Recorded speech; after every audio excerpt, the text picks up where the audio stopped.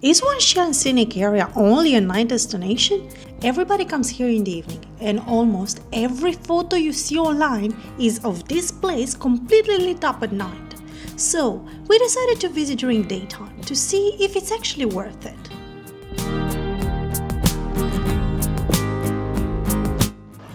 We're here for the second round in the morning of Wangxian Village.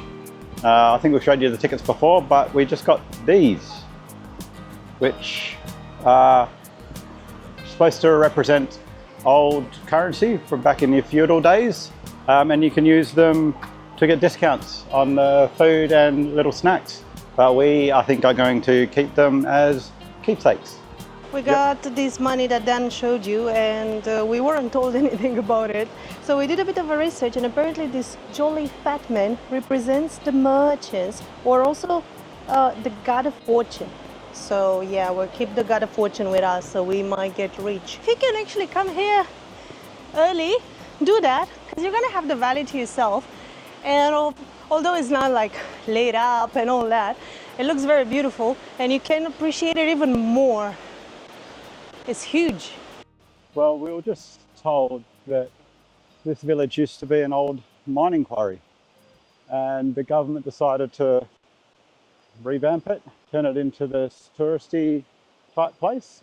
They spent approximately 3 billion yuan on it. So, and only in 2020, I think it was. And we're in 2026 now, and it looks amazing. I mean, night is obviously where it really, really shines, but during the day, you do get to see everything, and it is a lot quieter. So we're hoping to try some more snacks that we tried last night, and even sit down and just enjoy a few bowls of noodles and take in the beautiful view.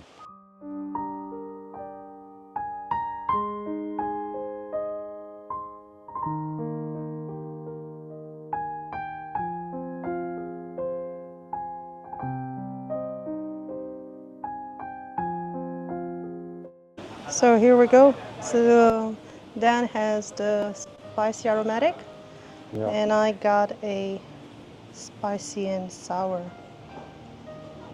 Yesterday I asked Dan to mix it, because as you can see, I'm not capable of doing that.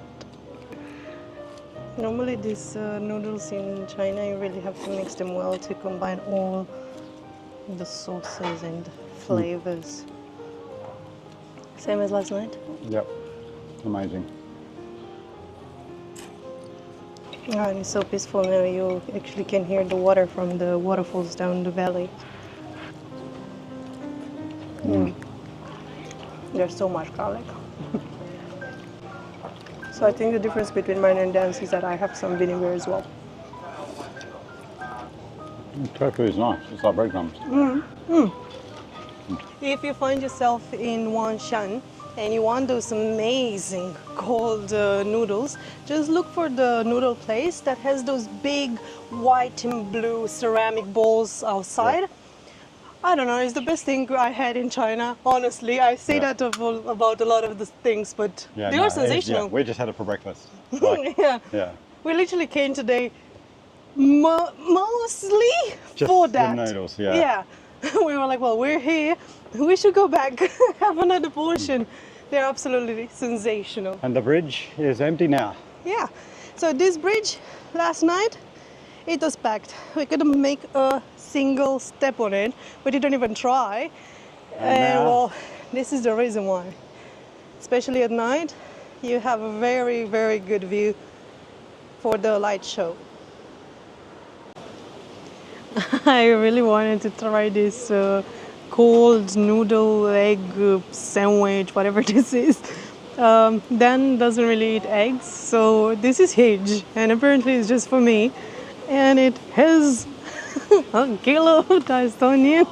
Yeah, no ham, so 2 eggs. Yeah, so because I said no ham, she added 2 eggs instead. And I'm actually very nervous because I don't really eat onion. And yeah, so annoyed because it smells incredible. I don't know if I can show you this because it's breaking. It has lettuce and it has a lot of goody goods in it. Oh, I might not be able to try it because it's hot. I can't really lift it up. Go.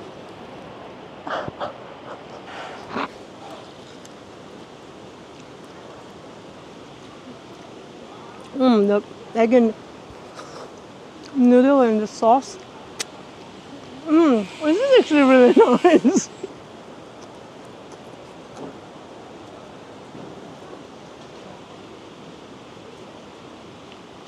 It's actually really nice. It's very flavorful. I think it's from all the sauces and spices she added. Because I mean, other than that, nothing really has much taste, right? But yeah, it's really nice. And the cooked lettuce, that's interesting.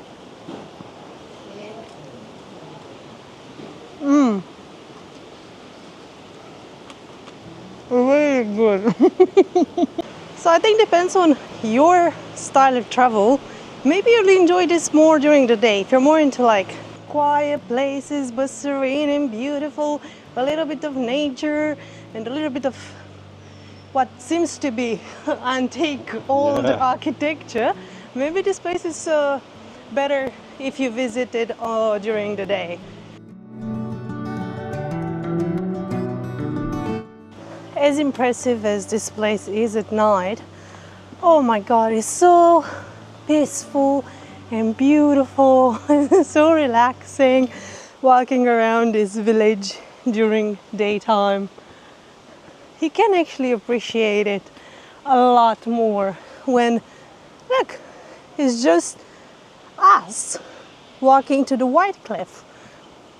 Nobody else. So all around the valley you have this kind of fence on bridges and walkways. When we arrived today, we saw an old lady hand making it. She was actually putting the rope on these wood pieces to make these fences. That's hard work. If I'm not wrong, this may be the hanging accommodation you can get here in the valley, and that would be your view in the morning. Well, that's not the best because there's the parking, but if we keep going around, you have a view over the whole entire valley in the mountains.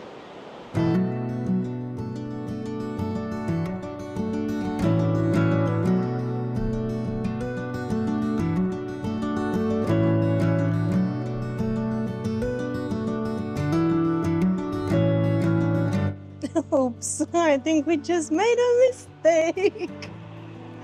After you climb to the White Crane lookout, it's quite a long way up and quite a long way down, but there's a short exit out the back to the homestays, and you can head out that way. Then you'll get to a gate that doesn't let you out unless you're staying at the homestays. Yeah. So the only other way to do it is wait for someone to leave and run. Yeah, we didn't realize you cannot actually exit unless you are staying at the homestays inside the village.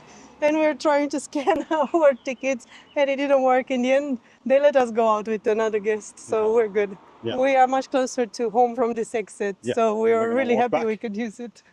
Yeah, we're not gonna call for a drive this time. Yeah. We try to walk it. Walk it, here we go. Whether you consider Wangxian scenic area a tourist trap or not, one thing I can say is the prices for a tourist area are all fair and decent. Like nearly everything is, like we've mentioned, 15 yuan. So that's $3 Australian. You can choose to get tea, bowl of noodles, dim sum. So it's not really a tourist place where you pay $15 for some fries and $10 for a bottle of water. So the whole thing's set out nice, lovely. Tourist trap? No, it's very touristy, but it's been made for tourists. And I think they've done a great job.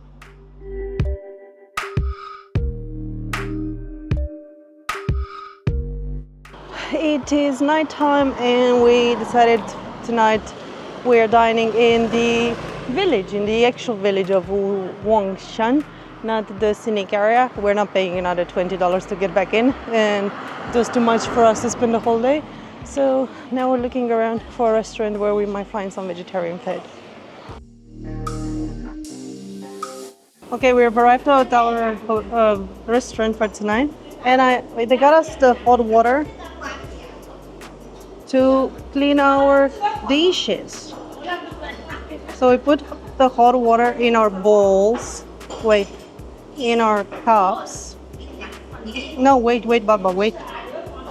Yeah, and then you take your things, how do you call it, your sticks, you dip them to wash them, or you can also just hold them and pour the water on them. I saw that online, but I see people next to me not doing that. And then you take your spoon, you wash your spoon very well. I don't know why, because they came all with like plastic bags all over. I think this is washed probably. You throw the water in there, you make sure you wash your bowl, and then you enjoy. Okay, we struggled a bit to order. We have potatoes, some very spicy egg, and a spicy cucumber salad. And someone is very excited to eat. Not sure if dinner was a success or not, because we ordered some tofu and it ended up being a big bowl of stinky tofu that we absolutely hated.